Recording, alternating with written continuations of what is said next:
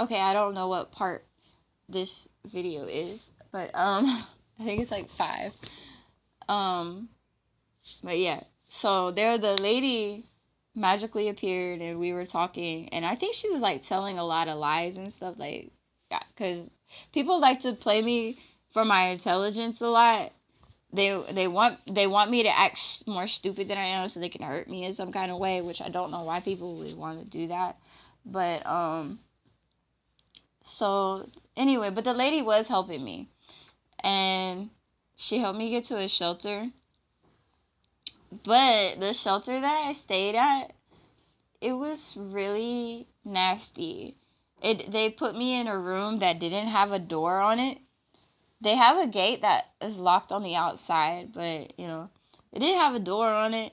And I was sleeping. It was just 2 cots. Me and my daughter had 2 cots. So it was 3. I had one for my stuff or something. I don't remember, 2 or 3 cots. But the room at night, it had roaches, little roaches, all kind of different roaches just coming out of the sockets, and they were all over the walls and the floor. I stayed up all that night knocking roaches off of my. I'm like, we're better off sleeping outside. There's so many roaches all night long, and I would try to make sure it didn't get in my bag or anything. Um, and so I'm like asking the people at the shelter if they can help me with a bus ticket. Like, for some reason, nobody in the United States wants to help me with a fucking bus ticket to get to where the fuck I need to go. Like, they want to throw me on the street with my child for some reason. And for that, I'd like to say fuck y'all, okay? And another thing, so they couldn't help me with a bus ticket. And so when I called her father, her biological father, who was in Alabama, and he said he was going to help me get a bus ticket, but because I wouldn't exchange energy with him, and I told him that when I come back he can't touch me anymore, he told me that he's not going to help me anymore. So that's what happened. That's why her father stopped paying child support. Hasn't called, hasn't checked on us or anything since he paid for my bus ticket from Laredo back to Alabama. Okay. And it's so crazy on these buses. I don't know what's up with these psychopaths on these motherfucking Greyhound bus station. Man, the people don't want to help me do anything. They're so mean. They will help you with your bags. The people that ride on the bus, they were threatening me.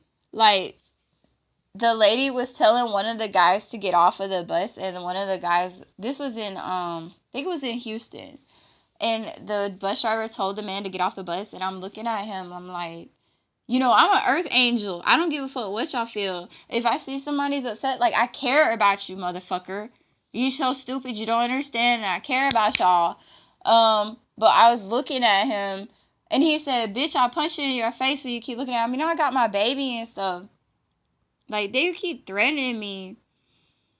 But on the way from Laredo to Houston, like, I was looking up in the sky, and I made a tweet about this a while back, but I was looking up in the sky, and all of the clouds, like, I haven't had a lot of sleep at that time, and all of the clouds started to look like faces. They look like people. They look like people that were in agony. Like, their faces were like they were dying or dead, like the face they made when they died.